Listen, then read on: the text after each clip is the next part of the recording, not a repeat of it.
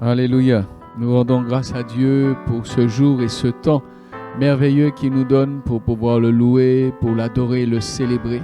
Et c'est pourquoi nous invitons donc encore ce matin, chaque jour que Dieu permet, mais particulièrement ce temps le dimanche que nous mettons à part pour le louer, pour l'adorer. Donc je vous invite encore ce matin à nous rejoindre et à être ensemble, que ce soit sur la radio Souffle de Vie, que ce soit sur le site de la Fédération, afin que ce temps de louange, ce temps de chant soit un moment pour la gloire de Dieu. Soyez bénis ce matin et donnez à Dieu tout ce que vous pouvez lui donner au nom de Jésus. Amen.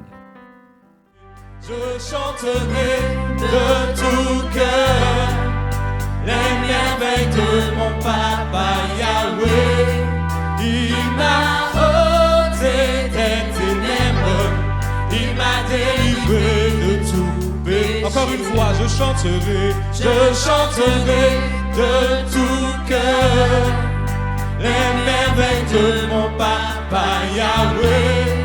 Il m'a ôté des ténèbres, il m'a délivré de tout péché.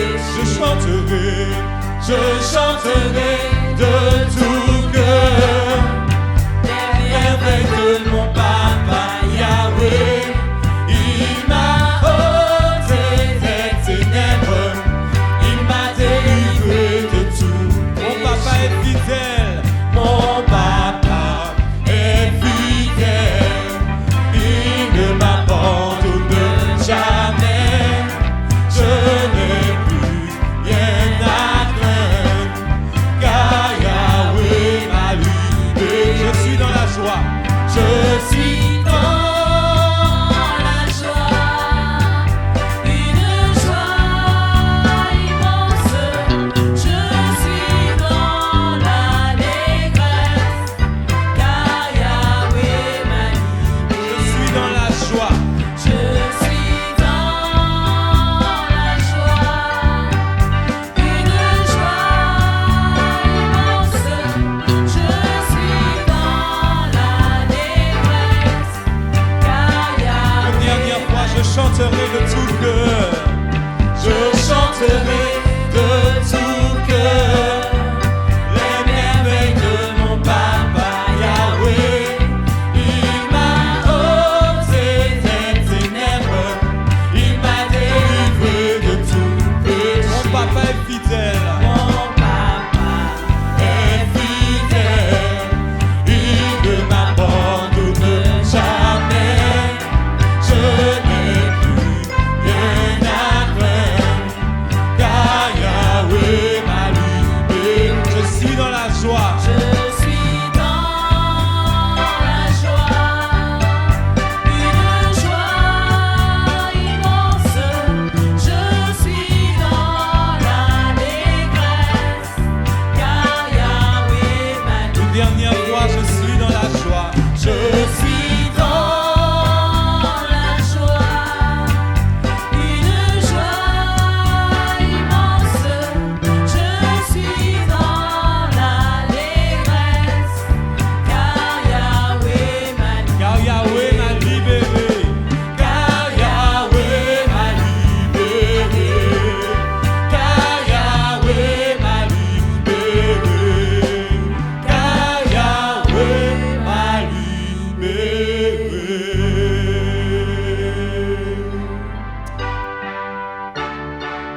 Qui t'aime louer, qui t'aime louer, qui t'aime louer, qui t'aime avec nous, qui t'aime louer, qui t'aime louer, qui t'aime louer, qui t'aime louer, qui t'aime louer, qui t'aime louer, qui t'aime louer, qui t'aime louer, avant fois, qui t'aime louer, qui t'aime louer, qui t'aime louer, qui t'aime louer, qui t'aime louer, qui t'aime adoré, qui t'aime adoré, qui t'aime adoré, qui t'aime adoré, qui t'aime adoré. On y va, qui t'aime loué, qui t'aime loué, qui t'aime loué, qui t'aime loué, qui t'aime loué, mon Dieu, non, qui t'aime loué, qui t'aime loué, qui t'aime loué, qui t'aime loué, qui t'aime adoré, qui t'aime adoré, qui t'aime adoré, qui t'aime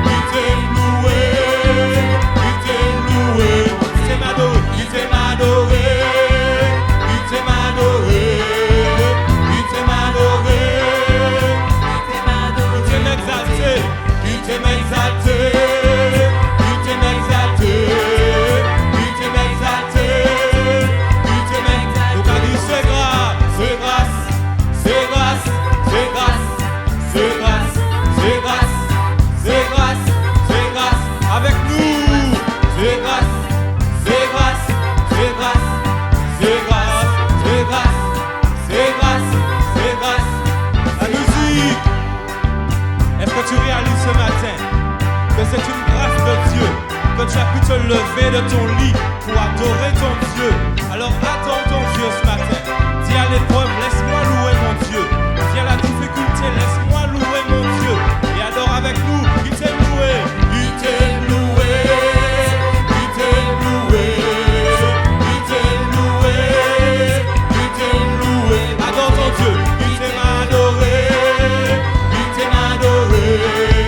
Qui t'aime adoré. Qui t'aime adoré, mon musique. Nous te louerons, Seigneur, ce matin. Nous t'adorons, Seigneur. Nous te célébrons, Seigneur. Et nous voulons te louer avec nos cœurs. Nous voulons te louer avec nos voix, avec nos mains, avec nos pieds. Alléluia. Je le loue avec mon cœur.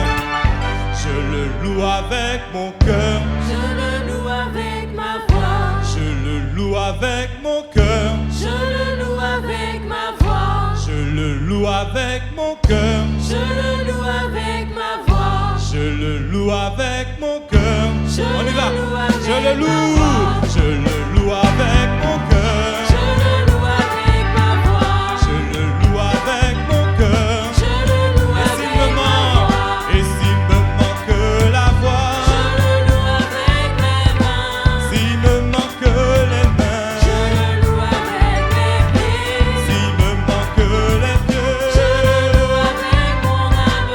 si mon âme n'est plus là, C'est que je si le mon loue. âme, si mon âme n'est plus là, C'est que je le loue avec mon cœur, Je le loue avec ma voix. je le loue avec mon cœur. Je le loue Et s'il avec me ma manque, voix. et s'il me manque la voix, Je le loue avec les mains. s'il me manque les mains, Je le loue avec mes pieds. s'il me manque les pieds, Je le loue avec mon âme. si mon âme n'est plus là, C'est que je si le mon loue. âme n'est plus là, si mon âme n'est plus là, C'est que je le si mon âme n'est plus là, si mon âme n'est plus là, C'est que je si mon âme n'est plus là, si mon âme n'est plus là, si mon âme n'est plus là, si mon âme n'est plus là, alléluia, oh, alléluia, oh, alléluia, oh, alléluia, oh, Jésus sauvez-moi, alléluia, oh, alléluia, oh, alléluia, oh, Jésus, on voit la même chose, alléluia, oh, alléluia, toi qui es chez toi, alléluia, Jésus lavez-moi, Jésus lavez-moi, toi qui es chez toi, alléluia, oh, alléluia, Jésus lavez-moi, Alléluia. Jésus lavez-moi, Jésus, à nous aller, alléluia, oh, alléluia, oh, alléluia, oh, Jésus sauvez-moi, Jésus, sauvez-moi. il lavez-moi, Alléluia. Jésus lavez-moi, alléluia, oh, alléluia, oh, Jésus, encore une fois, alléluia, oh, Alléluia. Jésus sauvez-moi, Alléluia. Jésus, sauvez-moi. alléluia, Alléluia. Jésus lavez-moi, alléluia, oh, Jésus lavez-moi, sauvé, moi sauvé, moi sauvé, moi sauvé, moi sauvé par le sang de Jésus, moi lavé, moi lavé, moi lavé, moi lavé, moi lavé par le sang, alléluia, oh, alléluia, alléluia, alléluia, Jésus sauvez-moi, Jésus, sauvez-moi. alléluia, Jésus lavez-moi,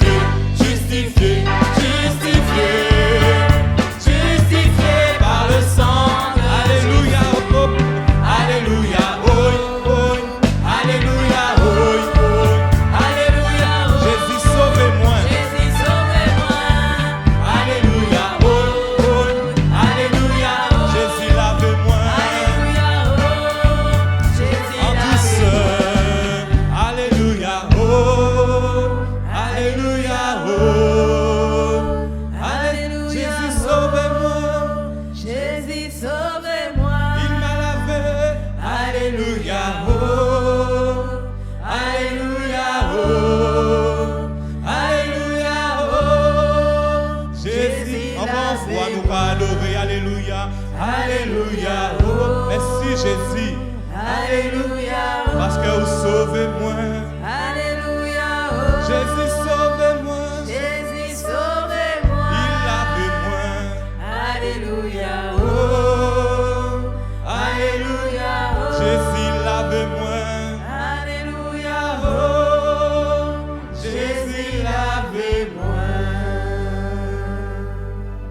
Là où tu es, acclame ton Dieu, parce que ton Dieu est grand.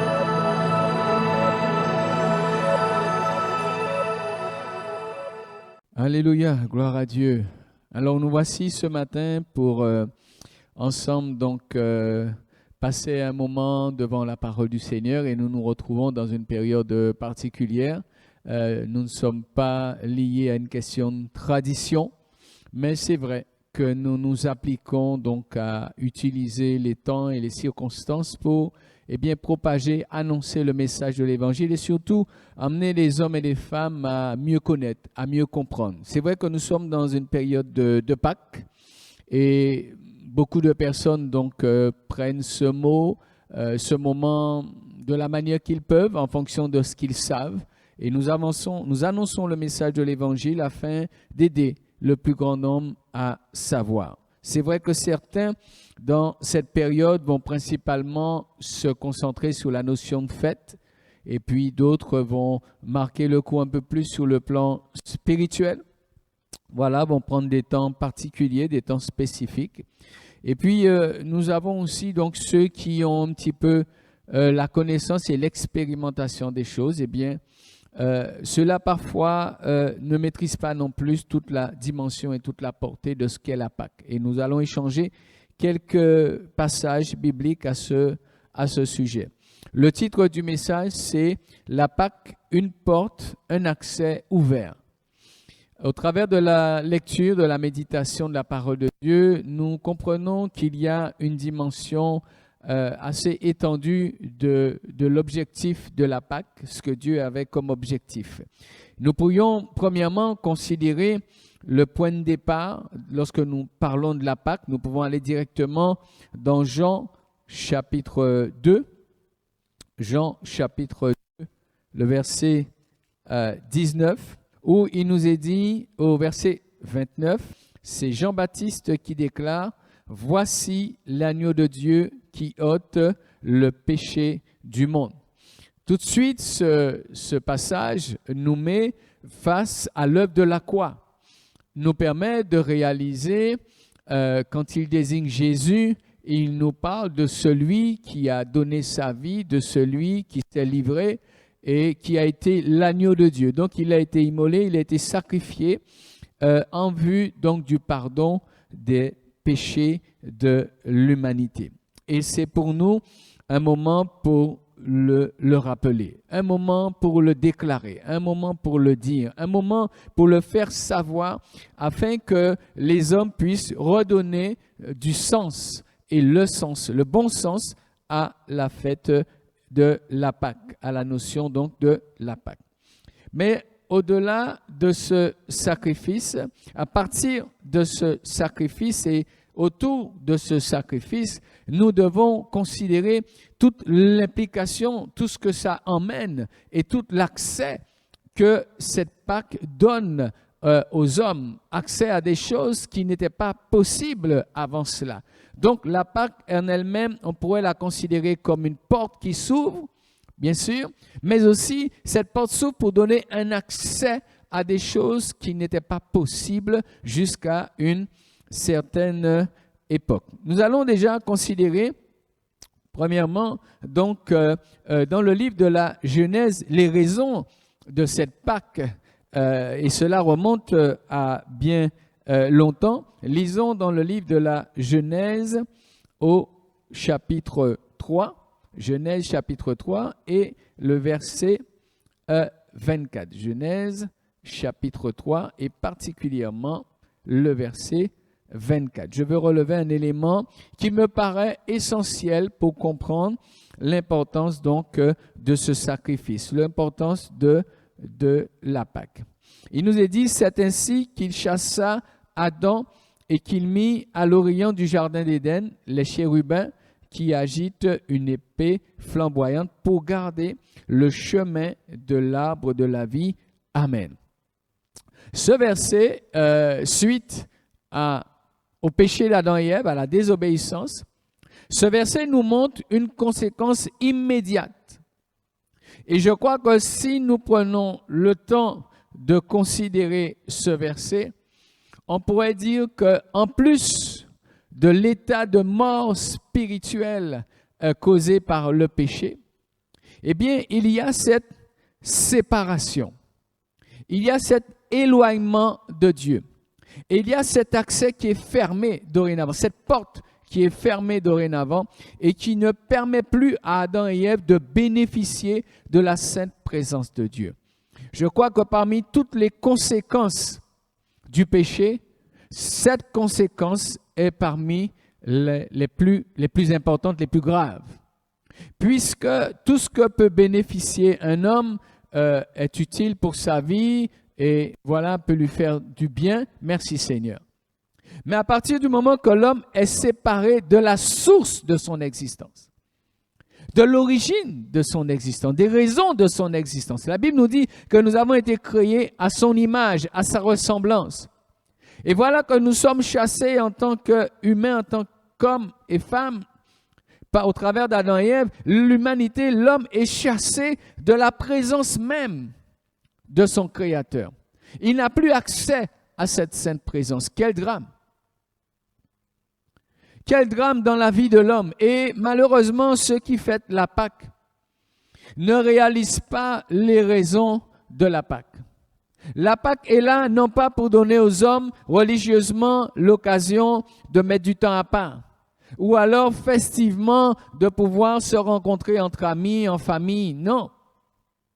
La Pâque doit nous ramener à ce moment de l'humanité, ce moment crucial où l'homme a été séparé. Et Dieu a montré une séparation vraiment assez ferme puisqu'il chassa Adam et il plaça donc des chérubins à l'entrée donc du jardin d'Éden pour garder le chemin de l'arbre de vie. Donc c'était fini pour l'homme. Il n'avait plus accès à cette vie. Il n'avait plus accès à cette présence de Dieu où se manifeste cette vie et en qui se trouve cette vie. Il allait se retrouver donc dans un cheminement qui l'emmenait loin de Dieu et il allait commencer à vivre une certaine vie, mais sans Dieu. Et depuis cette époque, l'humanité est dans le même positionnement. C'est-à-dire l'accès à la présence glorieuse de Dieu, l'accès à l'arbre de vie lui est fermé. Donc l'homme a progressé vers la mort et la mort éternelle. Et plus on voit l'homme aujourd'hui chercher à manager son existence, plus on le voit s'éloigner de Dieu par ses choix et par ses décisions. Donc la Pâque ce matin, au travers de ce passage, je crois qu'il nous faut prendre le temps de la considérer d'une manière très profonde. La Pâque va, au travers de cette période d'Adam et Ève, il va y avoir donc de la part de Dieu un sacrifice qui va donc permettre de couvrir Adam et Ève, mais cela ne va pas leur permettre de retrouver leur position donc d'origine. Leur état d'origine, ni leur position d'origine. Il fallait plus que cela. Il fallait plus que cet animal qui a été donc sacrifié pour couvrir le corps du péché. Il fallait plus que cela pour rétablir la relation avec Dieu. La Bible nous dit que dans Marc chapitre 7, le verset 20, lisons très rapidement dans Marc chapitre 7, le verset 20, pour mesurer là où le problème se situe et qu'un sacrifice, le sacrifice d'un agneau ne pouvait pas suffire. Il nous est dit dans Marc 7, verset 20, il dit encore, « Ce qui sort de l'homme, c'est ce qui le souille. » Verset 21, « Car c'est du dedans, c'est du cœur des hommes que sortent les mauvaises pensées, les adultères, les débauches, les meurtres, les vols, les cupidités, les méchancetés, la fraude, le dérèglement, le regard envieux, la calomnie, l'orgueil, la folie. Toutes ces choses mauvaises sortent du dedans et souillent l'homme. » Donc vous comprenez bien qu'au-delà d'offrir un sacrifice qui va simplement effacer la faute qui a été faite, eh bien, il n'y a pas encore à ce moment cette dimension qui va faire un travail sur le cœur de l'homme. Et la Pâque aujourd'hui, dans la dimension dans laquelle nous la considérons, au travers de Jésus qui est venu, c'est cette Pâque. C'est ce Jésus, c'est cet agneau, c'est ce sacrifice qui va non seulement permettre de pardonner la faute ou les fautes qui ont été accomplies, mais ce sacrifice va aussi aller là où les autres sacrifices ne peuvent aller. Il va aller jusqu'à laver, purifier le cœur de l'homme. Et c'est pourquoi quelqu'un qui se contente de demander pardon à Dieu pour ses péchés, mais qui ne permet pas à Dieu de faire son œuvre dans son cœur, cette personne-là sera toujours amenée à reproduire les mêmes choses ou d'autres choses et elle ne s'en sortira pas. Le sacrifice de Jésus, la Pâque dont il est question aujourd'hui, a une dimension profonde et éternelle et c'est là où nous voulons emmener tout à chacun à considérer l'importance de la Pâque de Jésus, cet agneau qui a été donc immolé. Non seulement il fallait quelque chose pour atteindre le cœur de l'homme, le purifier, le sanctifier et lui donner une nouvelle aspiration. Parce qu'il nous est dit ici que c'est du cœur de l'homme que sortent les mauvais désirs, les mauvaises pensées, les sentiments, les raisonnements. Il nous est dit que c'est là où se formatent les projets négatifs. Donc, il fallait pour Dieu accomplir une œuvre qui allait permettre à l'homme de changer dans son cœur, dans son âme, dans sa manière de penser, dans sa manière de considérer. Il fallait pour Dieu arriver à quelque chose qui allait non seulement couvrir les fautes, mais qui allait faire un travail au-dedans du cœur de l'homme. Et la Pâque, lorsque nous en parlons, nous devons ainsi la considérer. Il y a aussi pour Dieu une volonté de donner à l'homme un modèle parfait. Il fallait pour l'homme avoir le témoignage, avoir la visibilité de ce que Dieu attend de l'homme quand Dieu a créé l'homme à son image, à sa ressemblance. Il avait un objectif précis. Il voulait que ce soit des hommes et des femmes qui marchent d'une certaine manière. Et Jésus, en venant dans le monde, va non seulement amener et être ce sacrifice, mais il va être aussi ce modèle parfait. Il va être cet homme-là qui va servir à l'homme de modèle pour qu'il sache, mais voilà ce que j'attends de toi, ce que Dieu attend de toi. La manière de vivre de Jésus, c'est ce modèle dont nous avons besoin de suivre. Et lorsque l'homme considère Jésus ce modèle, il prend la décision de suivre ce modèle, d'imiter ce modèle. Et c'est là qu'il devient un disciple de Jésus. Donc il commence à rentrer dans une vie nouvelle, dans un fonctionnement nouveau, afin de devenir celui que Dieu veut qu'il soit. Et c'est là où nous comprenons que la Pâque, c'est à la fois une porte, mais c'est une porte qui ouvre un accès à une vie nouvelle, qui ouvre l'accès à une vision nouvelle, à une perspective nouvelle, à une compréhension nouvelle. Et cette compréhension nouvelle est amenée à emmener du changement dans nos conceptions. Ce Jésus qui est venu dans ce monde-là, qui a été l'agneau de Dieu, mais aussi le modèle de Dieu pour l'homme, ce Jésus-là permet à l'homme de savoir que c'est possible de vivre autrement. Quelle œuvre extraordinaire! Quelle œuvre merveilleuse! Mais tout cela va commencer parce que l'homme va réaliser son état de pécheur et il va décider de suivre ce chemin nouveau. Il va décider de suivre cette voie nouvelle. La Pâque, c'est donc une possibilité de changement qui est donnée à l'homme. Et je vais vous amener dans un verset très, très, très connu. C'est Jean chapitre 3, le verset 16. Qui pour moi va non seulement me parler donc de cette porte, de cet accès, mais donner aussi à l'homme donc l'étendue de cette œuvre-là. Il nous est dit dans Jean chapitre 3, le verset 16, « Car Dieu a tant aimé le monde qu'il a donné son Fils unique afin que quiconque croit en lui ne périsse point, mais qu'il ait la vie éternelle. » J'ai trouvé en Jean 3,16 la porte.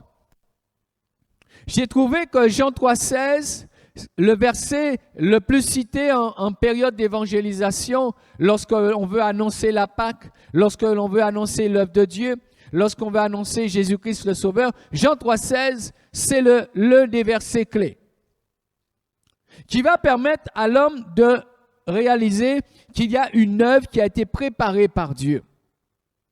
Et la source de cette œuvre-là, nous dit Jean 3,16, c'est l'amour de Dieu. Car Dieu a tant aimé le monde. L'amour de Dieu s'est manifesté pour les hommes, s'est révélé aux hommes, est devenu palpable pour les hommes au travers du sacrifice de Jésus. Donc quand je regarde le sacrifice de Jésus, quand je considère la Pâque, je suis obligé de considérer l'amour de Dieu. Et c'est pourquoi tous ceux qui aujourd'hui sont dans cette période et peut-être se disposent d'une manière ou d'une autre, j'aurais envie que vous entendiez ce matin. En cet instant, vous l'écoutez. Ce simple verset nous parle d'une chose qui nous dépasse, mais qui est un bénéfice pour nous. Nous parle d'un sacrifice, d'un sacrifié et d'un sacrifice. Mais qui au travers de ce sacrifice veut nous dire, ne regarde pas seulement le fait que Jésus a souffert, ne regarde pas que c'était un homme de douleur et ne sois pas triste sur sa situation. Mais réalise que la croix, c'est l'expression de l'amour de Dieu pour toi. Tu ne peux pas rester insensible parce que vu la souffrance de Christ, vu sa détermination, et sa volonté d'aller jusqu'au bout, de se confier dans l'œuvre du Père, cela traduit que et le Père et le Fils, ils ont pour nous un amour dont nous ne pouvons encore mesurer toute l'étendue.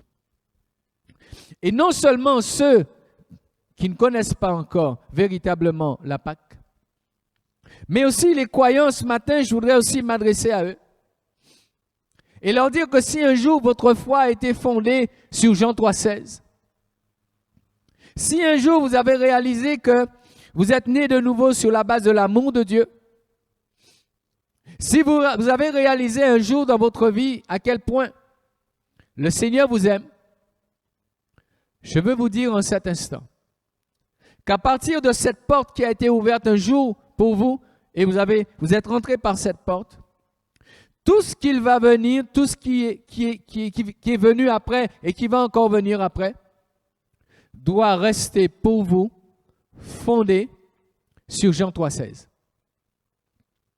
À chaque instant que vous vivez, à chaque fois que vous êtes devant une situation, à chaque fois que vous vous trouvez devant une épreuve de votre existence, souvenez-vous qu'un jour, votre vie nouvelle a commencé à partir de Jean 3,16. Donc cela veut dire que si Dieu vous a tant aimé au point de donner son Fils unique pour vous, comprenez que durant votre marche avec Dieu, il est impossible qu'il cesse de vous aimer. La Bible nous dit, si lorsque nous étions des pécheurs, Christ est mort pour nous, à plus forte raison, aujourd'hui, donnera-t-il toutes choses. Un autre passage nous dit, si méchants comme vous l'êtes, vous savez donner de bonnes choses à vos enfants, à plus forte raison votre Père qui est dans les cieux. Dieu veut nous emmener à réfléchir. Dieu veut nous emmener à raisonner de la bonne manière. Et ce matin, au travers de ce verset bien connu, je veux encourager chaque croyant à se souvenir qu'un jour vous avez commencé par Jean 3,16. Vous avez commencé par réaliser l'amour de Dieu pour vous, votre état de pécheur, mais aussi l'amour de Dieu pour vous. Et en réalisant cela, vous avez donné votre vie au Seigneur. Vous avez demandé pardon pour vos péchés. Et vous l'avez vu agir. Vous l'avez vu vous pardonner. Vous l'avez vu changer, transformer, changer votre tristesse en joie. Vous l'avez vu vous donner de l'espérance. Vous l'avez vu vous remplir de sa paix. Je veux vous dire ce matin que Jean 3,16 reste toujours valable et toujours efficace tout au long de votre marche avec le Seigneur. Bien sûr, Dieu ne nous invite pas à vivre dans le péché, à pratiquer le péché. Mais il nous invite de marcher de progrès en progrès. Mais il nous dit, quand ça ne va pas, quand on passe par le creuset, il suffit simplement de revenir à la base. Et c'est pourquoi chaque croyant doit poser les bases de sa marche avec Dieu. Les bases de votre marche avec Dieu, ce ne sont pas seulement les promesses. Ce n'est pas simplement la prière, le jeûne ou la louange. Mais les bases de notre marche, c'est ce qui est établi dans la parole de Dieu, c'est l'œuvre de la croix. Et le croyant doit marcher tous les jours de sa vie sur la base de la croix. Et ainsi, il aura de l'assurance. Lorsque lui-même sera défaillant, il sera sûr que Dieu est en mesure de le sauver parce que Jésus a payé le prix pour cela. Lorsqu'il sera devant l'épreuve, il aura l'autorité spirituelle, il aura la force de prendre l'autorité sur son épreuve. Je veux vous encourager ce matin encore, en cet instant où vous entendez cette parole. Je veux vous encourager à revenir aux bases que Dieu vous a données pour renouveler votre foi, pour fortifier votre foi et pour vous dire ce matin que Dieu n'a pas changé. Non seulement donc Jean 3,16 c'est la source, mais Jean 3,16 c'est vraiment toute la dimension de l'existence du croyant. Et c'est pourquoi nous pouvons dire que la Pâque, c'est aussi un temps de grâce, un temps de faveur de Dieu qui s'ouvre pour les hommes. Ce n'est pas juste il y a plus de 2000 ans, non. Mais c'est un temps de faveur pour l'humanité. C'est un temps de grâce pour tous les hommes. C'est aussi la possibilité qui est donnée aux hommes de trouver un changement dans leur vie. Dans Jean 3,16, il nous est dit « Car Dieu a tant aimé le monde qu'il a donné son Fils afin que… » Donc, il y a un objectif au travers de la Pâque. Il y a un but que Dieu s'est fixé. S'il fallait juste s'arrêter à la Pâque, s'il fallait juste s'arrêter au sacrifice de Jésus, mais ce serait dommage. Mais Dieu veut que la vie des hommes, non seulement considère l'œuvre de la croix, mais que la vie de chaque individu prenne une orientation, une tournure. Et afin que, on peut le considérer comme un rond-point. Comme un carrefour, comme un endroit où Dieu nous donne la possibilité de réfléchir et d'analyser, est-ce que nous voulons aller tout droit ou est-ce que nous voulons changer de direction. Bien souvent, ça va se passer, ce fameux carrefour, ce fameux rond-point, va souvent être un moment d'épreuve dans l'existence, va souvent être un moment de remise en question de notre mode de vie. On peut perdre son travail, on peut perdre sa santé, on peut perdre un membre de sa famille, on peut perdre sa voiture, on peut perdre sa maison, on peut perdre un certain nombre de choses. Donc ça remet en question. Mais ce moment aussi de remise en question, c'est un moment qui nous permet de réorienter notre existence. Et dans ces moments d'épreuve, dans ces moments de carrefour de notre vie, c'est une grâce de Dieu. Parce que Dieu sait que si nous continuons à marcher dans la vie sans nous arrêter et sans prendre conscience de certaines réalités, la Bible nous dit, afin que quiconque croit en lui ne périsse point. L'humanité entière, comme je vous l'ai dit tout à l'heure, est partie sur le chemin de la mort éternelle, de l'éloignement d'avec Dieu. Et Dieu qui nous aime, Dieu qui est fidèle, a placé un rond-point dans la vie de chacun d'entre nous. Et dans ce rond-point, dans ce carrefour, il y a la croix qui est dressée. Il y a la manifestation de l'amour de Dieu, mais aussi il y a le projet de Dieu. Il y a cette porte ouverte, cet accès pour emmener l'homme à comprendre qu'il y a autre chose pour sa vie. Et c'est pourquoi Jean 3,16 nous dit qu'il ne périsse point, mais qu'il est la vie éternelle. À partir de ce verset de Jean 3,16, je peux affirmer ce matin qu'aujourd'hui, l'homme n'a plus de problème concernant la question du péché. Parce qu'à la croix, Jésus a réglé la question du péché. Nous avons la solution maintenant pour la question du péché.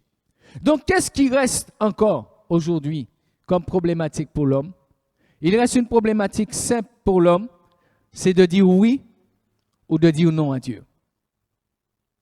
Puisque la croix est dressée, puisqu'il y a plus de 2000 ans, la Pâque a été déjà accomplie, il reste pour chaque homme, chaque quiconque qu'il y a dans ce verset, de pouvoir répondre à Dieu. Il dit, oui Seigneur, je reconnais que c'est pour moi que Jésus est mort. Oui Seigneur, je réalise que c'est l'expression de ton amour pour moi, Seigneur. Oui, j'accepte Jésus, ton Fils. Oui, j'accepte ce sacrifice pour ma vie. Je reconnais que je suis pécheur. Je reconnais que j'ai besoin de pardon. Je reconnais que j'ai besoin de changement. Je reconnais que j'ai besoin de transformation. Tu es le seul capable de décider. Tu es le seul capable de prendre une décision. Tu es le seul arrivé à ton carrefour de vie, capable de décider si malgré tout tu continues, bien que voyant l'œuvre de la croix, ou si tu décides de t'arrêter.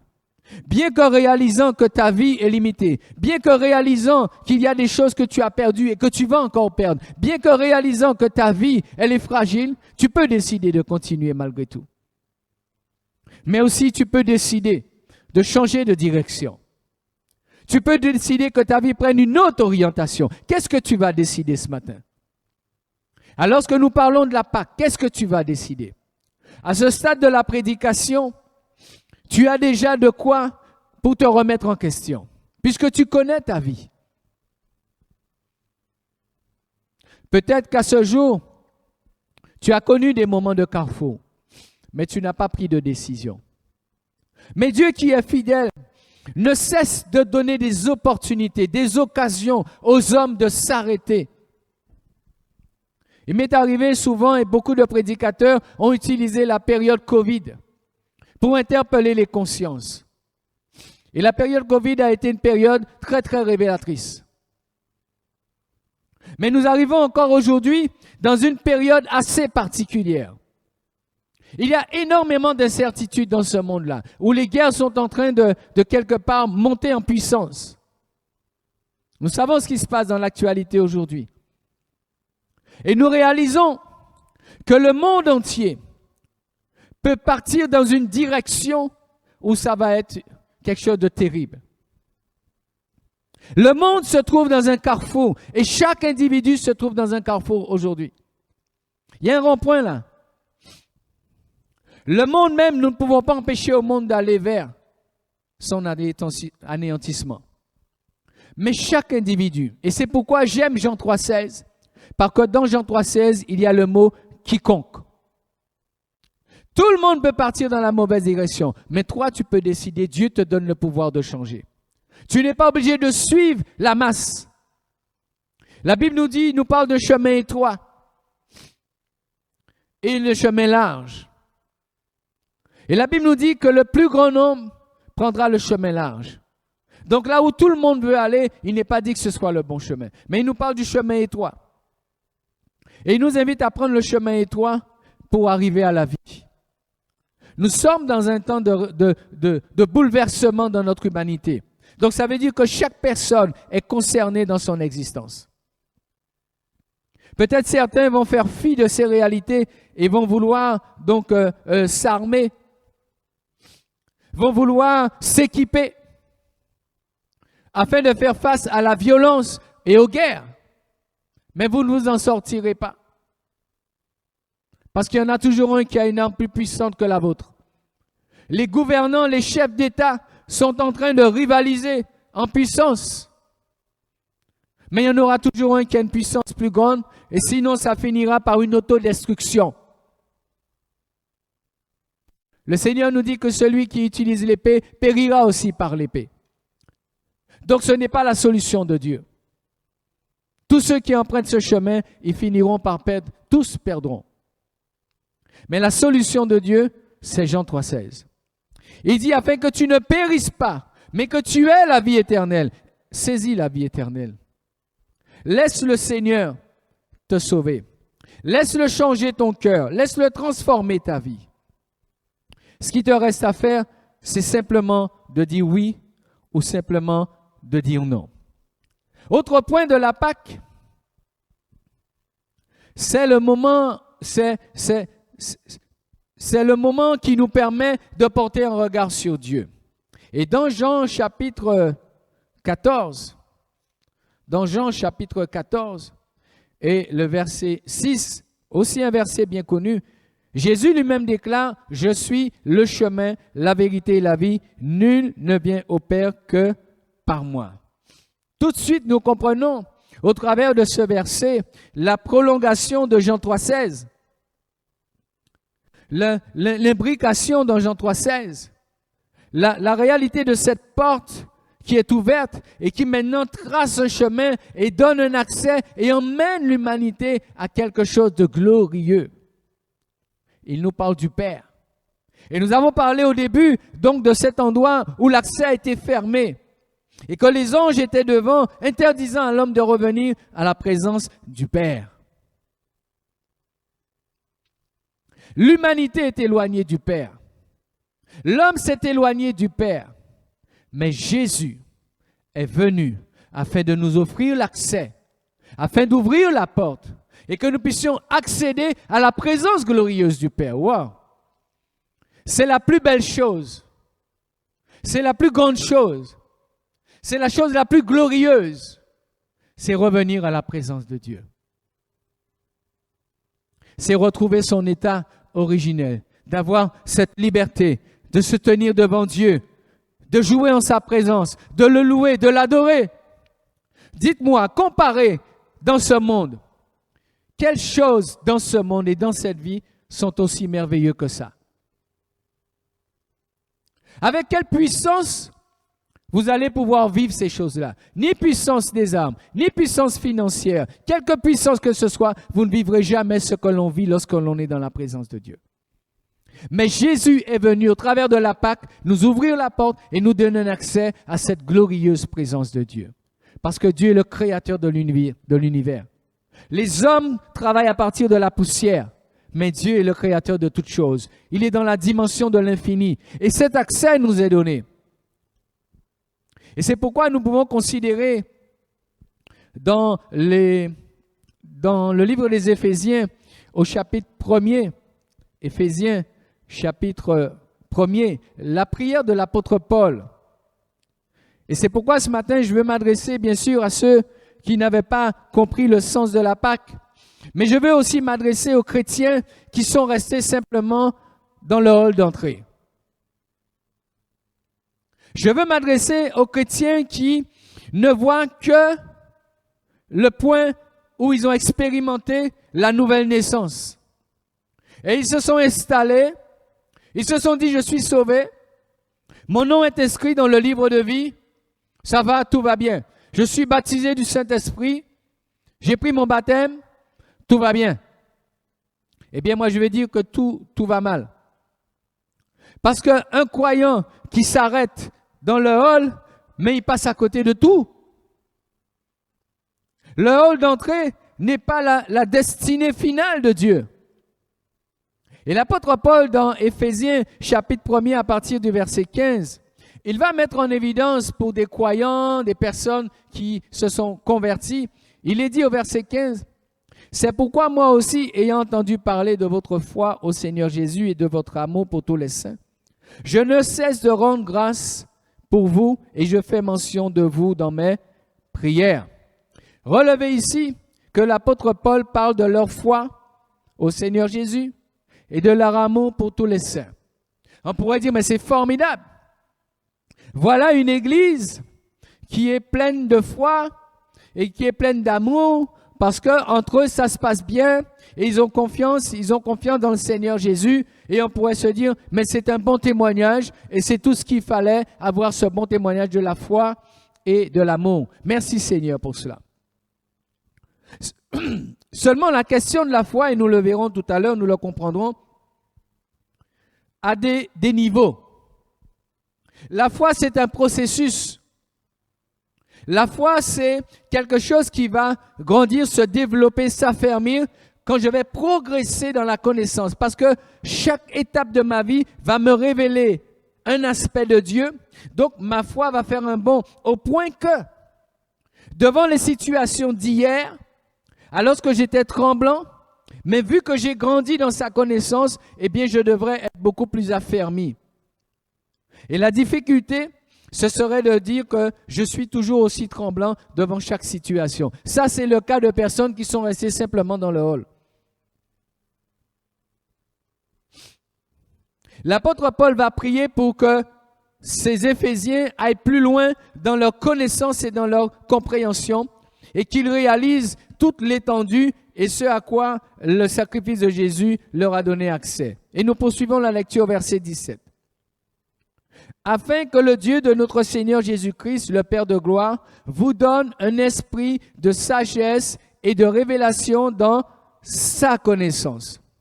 Et qu'il illumine les yeux de votre cœur pour que vous sachiez quelle est l'espérance qui s'attache à son appel et quelle est la richesse de la gloire de son héritage qu'il réserve aux saints.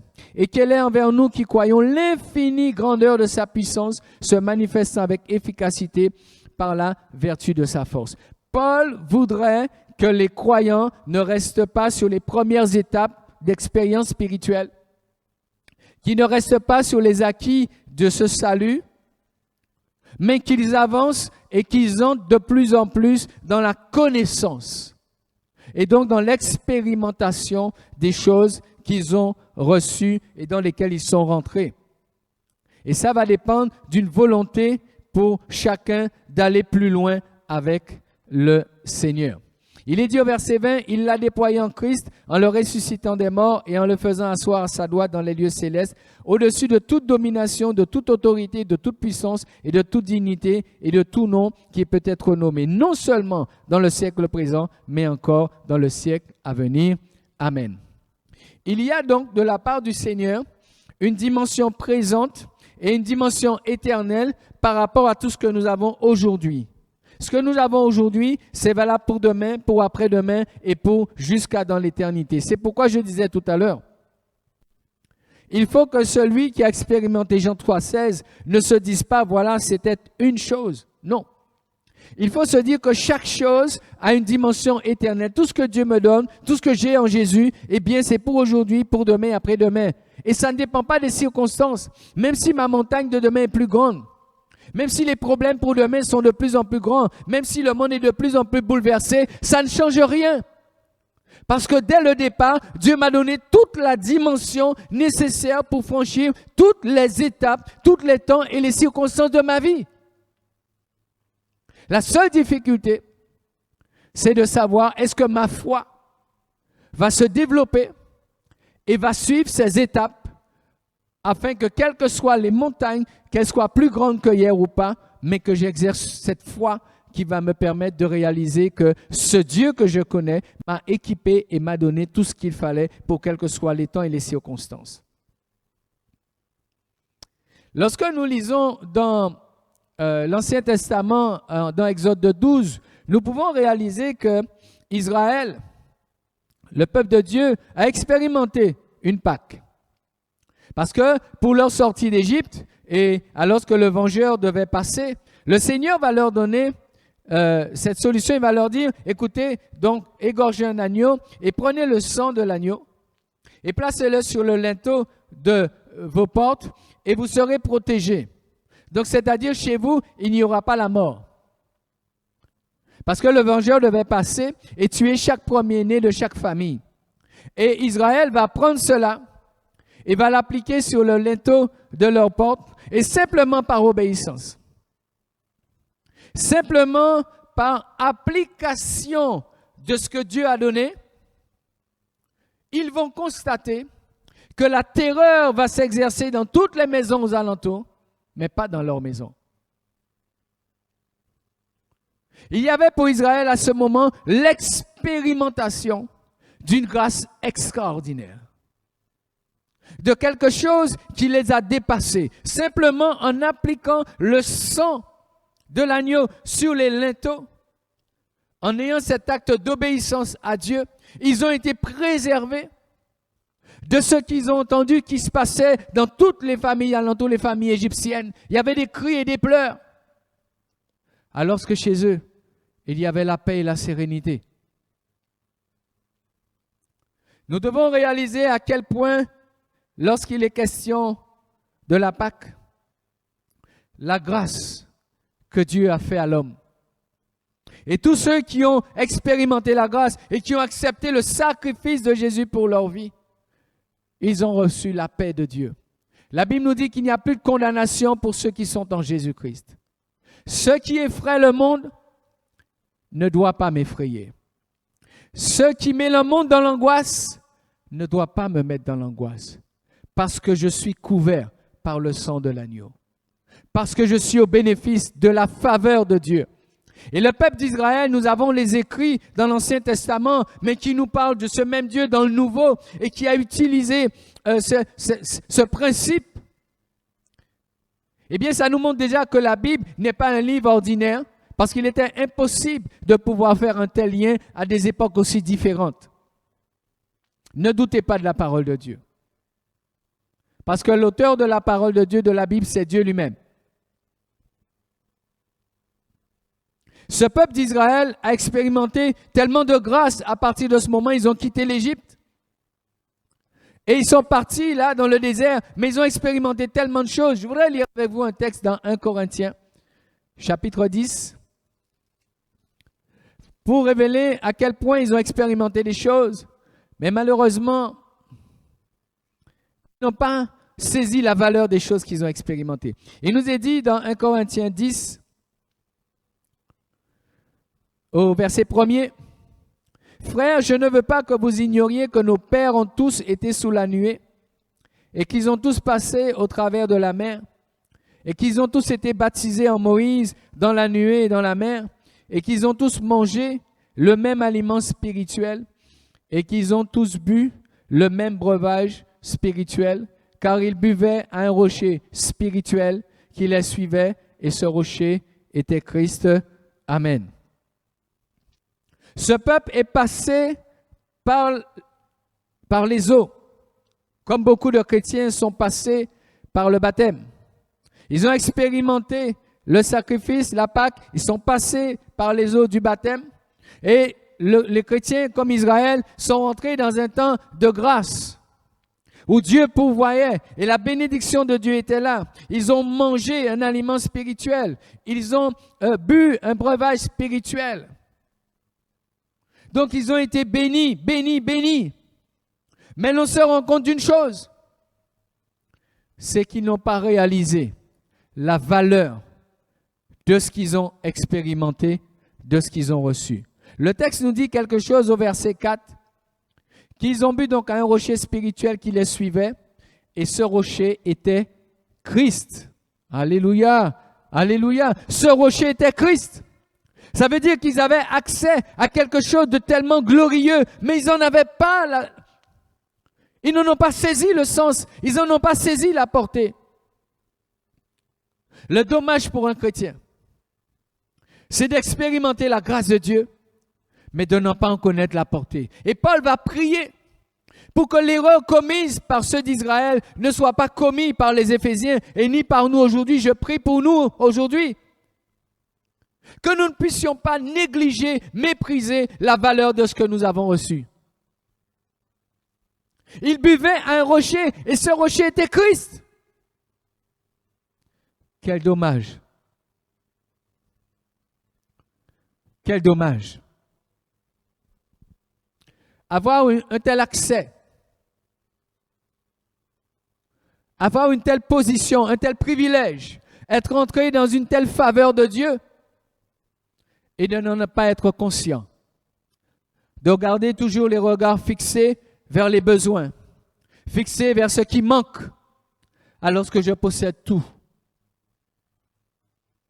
Quand le Seigneur dit « trouverai-je la foi », ça veut dire qu'il y a des personnes qui vont au fil du temps manquer de connaître la valeur des choses. Et ils vont se dire, ben sans aucun doute, il n'y a rien pour moi là. et ils vont partir loin de Dieu. Ils vont partir loin de l'Église. Ils vont s'éloigner de la foi. Ils vont dire « je crois en Dieu », mais ils vont s'éloigner des principes. Ils vont s'éloigner des réalités. Ils vont dire « je crois en Dieu », mais ils vont s'éloigner de la vie même de Dieu, de la présence même de Dieu, parce qu'ils vont manquer de foi dans la parole de Dieu. Revenons à Éphésiens, chapitre 1er, et nous allons arriver tout à l'heure vers la fin, Éphésiens, chapitre 1er. Il nous est dit, suite au texte que nous avons lu tout à l'heure, et tout ce que Paul voulait que le peuple découvre, verset 21, au-dessus de toute domination, de toute autorité, de toute puissance et de toute dignité et de tout nom qui peut être nommé non seulement dans le siècle présent mais encore dans le siècle à venir. Et il nous dit quelque chose d'essentiel encore, de merveilleux au verset 22 et 23. Il a tout mis sous ses pieds et il l'a donné pour chef suprême à l'Église qui est son corps, la plénitude de celui qui remplit tout en tous. La Pâque nous ouvre un accès, ouvre la porte et nous donne accès à une position spirituelle. La Pâque donne aux croyants accès à une position spirituelle. Et ici, le texte nous explique bien, quand il est question de l'Église, il nous dit que l'Église a une tête et sa tête c'est Christ. L'Église est placée sous l'autorité de Christ. Et puisque toute domination, toute autorité ont été placées sous l'autorité de Christ, et il a tout mis sous ses pieds, et que l'Église est le corps de Christ, ça veut dire que toutes choses sont aussi sous les pieds de l'Église. C'est à vous de savoir si vous comprenez, si vous acceptez cette réalité. Ça veut dire que quelqu'un qui est passé par la Pâque, qui a connu Jean 3,16, quelqu'un qui a compris que c'est un accès, qui a commencé à emprunter le chemin, cette personne doit savoir qui elle est devenue en Jésus-Christ. Parce que si vous ne savez pas qui vous êtes devenu et la position que vous avez en Christ, vous allez passer à côté de votre salut et quelqu'un viendra vous raconter n'importe quoi et vous allez vous détourner du chemin que Jésus avait tracé devant vous. Le modèle, c'est Jésus. La parole, c'est la Bible. La foi sera détournée pour certains parce qu'ils auront cessé de suivre Christ. Ils auront cessé de se conformer à la parole de Dieu. Alors que la Bible nous révèle tous les privilèges. Et Paul est obligé de prier parce qu'il y a des croyants qui ne lisent pas leur Bible. Et il y a des croyants qui, quand bien même ils la lisent, mais ils ne la lisent pas pour comprendre. Ils lisent, ils ont lu et ils ferment leur Bible, mais ils ne réalisent pas ce qu'ils lisent. Ils ne cherchent pas à savoir, au-delà de Jean 3,16, au-delà de la Pâque, au-delà du sacrifice de Jésus, qu'est-ce que ça m'apporte? Où est-ce que je vais avec ça? Parce que lorsqu'un croyant rentre dans toute cette dimension, sa vie change. Ses aspirations changent. Le monde pâlit à son regard. Il ne prend pas modèle dans le monde, mais il veut atteindre absolument ce qu'il a découvert dans la parole de Dieu. Quand on voit un chrétien se mélanger avec le monde et les choses du monde, on se dit qu'il n'a rien compris. Il est sauvé, hein? Il a reçu le sacrifice, mais il ne sait rien d'autre que ça. Le Seigneur nous dit, c'est un verset que je répète aussi beaucoup, sans la sanctification, nul ne verra le Seigneur. Mais pour que j'aille vers la sanctification, pour que je comprenne la dimension de la sanctification, mais il faut que je comprenne ces choses-là. Et à partir de ce moment-là, ce n'est pas quelqu'un qui va me dire de me sanctifier. Je vais me sanctifier. Je vais veiller sur mes voies. Je vais marcher dans la vérité. Je vais faire attention aux mensonges. Je vais faire attention aux péchés. Je vais faire attention aux distractions. Je vais faire les bons choix. Je vais prendre les bonnes décisions. Et c'est ce que l'on attend de cette génération. C'est ce que Dieu attend de cette génération, de décider, d'être résolu à marcher dans la voie que Dieu a tracée pour lui, en suivant le modèle qu'est Jésus-Christ. Si vous avez réalisé la position que vous avez eue en Jésus-Christ, aujourd'hui, on devrait voir une église puissante. On devrait voir une église sanctifiée. On devrait voir une église qui ne se conforme pas au siècle présent. Mais on devrait voir une église qui se prépare à rencontrer son Dieu. Il n'y a pas de combat qui ne soit déjà gagné. Rien qu'à cause de la position que nous avons reçue en Jésus-Christ. Alors si vous voulez continuer à combattre, c'est vous. Mais moi, je vous invite simplement à croire dans la position que vous avez eue en Jésus-Christ et de savoir que vos combats sont déjà gagnés en lui. Parce que lui ayant triomphé, vous êtes rentrés dans son triomphe parce que vous êtes devenus membres de son corps. Je termine ainsi par Hébreux chapitre 10. Hébreux chapitre 10, à partir du verset 26. Il nous est dit, car si nous péchons volontairement après avoir reçu la connaissance de la vérité, il ne reste plus de sacrifice pour les péchés, mais une attente terrible du jugement et l'ardeur d'un feu qui dévorera les rebelles. Celui qui a violé la loi de Moïse meurt sans miséricorde, sur la déposition de 2 ou 3 témoins. Il nous dit, de quel pire châtiment pensez-vous que sera jugé digne celui qui aura foulé aux pieds le Fils de Dieu, qui aura tenu pour profane le sang de l'alliance, par lequel il a été sanctifié, et qui aura outragé l'esprit de la grâce. Dieu nous dit, bien qu'ayant connu le salut, bien qu'ayant connu Jean 3,16, si nous n'entrons pas dans toute la dimension, si nous ne marchons pas dans la sanctification, tout ce que nous avons expérimenté avec Jean 3,16, nous allons le perdre. Et c'est pourquoi aujourd'hui, vous pouvez presque voir et savoir quels sont les gens qui marchent avec une condamnation. Ce sont les gens qui foulent aux pieds le Fils de Dieu, qui tiennent pour profane le sang de l'alliance et qui outragent l'esprit de la grâce. Que la Pâque ce matin puisse trouver un meilleur regard de la part de ceux qui entendent et de la part de ceux qui ont déjà expérimenté, puisse être l'occasion de renouveler son engagement et de progresser dans sa connaissance, de progresser dans toute la dimension.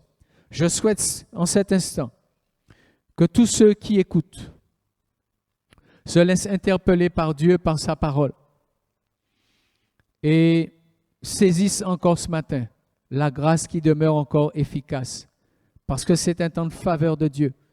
La Bible nous dit que Jésus n'est pas venu condamner, mais il est venu sauver. Puisse Dieu en sauver plusieurs encore ce matin, et puisse Dieu ramener son peuple, le cœur de son peuple, dans la sanctification, dans la vision, et puisse la prière de l'apôtre Paul être cette prière que chacun fait pour lui-même, mais que je fais aussi ce matin pour chacun, que Dieu nous aide à comprendre le sens des choses que nous connaissons bien souvent, mais dont nous avons oublié la valeur, ou alors dont nous avons méconnu la valeur, et donc notre vie ne se vit pas de la bonne manière.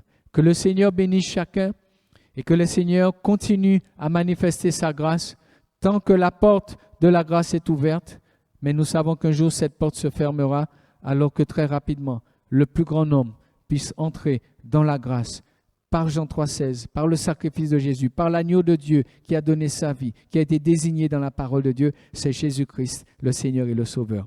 Seigneur, ce matin, en cet instant, je réclame encore ta grâce. Elle est là, elle est suffisante. Mais je réclame qu'il y ait une action de ton esprit. Je réclame qu'il y ait une œuvre. Je réclame qu'il y ait des temps et des circonstances qui emmènent le plus grand nombre à se retrouver dans ce fameux carrefour, dans ce fameux rond-point, à prendre la bonne décision, de changer de direction et de prendre le chemin de l'éternité avec toi. Seigneur, je prie pour tous ceux qui sont des croyants, mais qui n'ont pas persévéré dans la voie droite. Je prie ce matin, ramène les cœurs au nom de Jésus. Je prie pour les familles. Je prie pour les enfants des chrétiens qui étaient dans l'église mais qui se sont éloignés. Je prie pour les époux et les épouses qui ne sont pas encore convertis. Je prie afin que notre témoignage grandisse dans ce monde, dans nos familles, dans notre quartier. Je prie pour la sanctification des églises. Je prie, Seigneur mon Dieu, pour que l'Esprit de Dieu puisse agir et animer les cœurs de foi, de révélation de Jésus-Christ. Je prie de la prière de Paul, qu'un esprit de sagesse et de révélation dans sa connaissance nous soit donné, afin que chaque croyant connaisse et sache exactement ce qu'il est devenu en Jésus-Christ. Que, Seigneur, tout le potentiel spirituel qu'il y a au travers de la Pâque et qu'il y a dans tout l'accès, dans toute, Seigneur mon Dieu, la dimension de l'éternité, mais aussi, Seigneur, ce privilège que tu nous donnes de revenir en ta présence, de nous retrouver à nouveau en relation avec toi. Que les anges s'écartent encore ce matin, afin que plusieurs entrent dans le nom de Jésus, couverts par le sang de l'agneau, et qu'ainsi, Seigneur, nous revenions à ce qui est le plus glorieux pour nous, ta sainte présence. Sois béni, Père, et sois remercié pour toutes choses, et surtout pour ta parole, Père, au nom de Jésus. Amen. Nous voulons bénir Dieu pour sa parole et pour son serviteur, parce que sa parole a su trouver le chemin de nos cœurs. Et nous voulons maintenant simplement la mettre en pratique et lui dire, Seigneur, dans un petit moment comme ça, m'a chanté un cantique d'amour, passant aimer Jésus, que Dieu nous bénisse à travers ce chant. Et qu'il soit béni premièrement.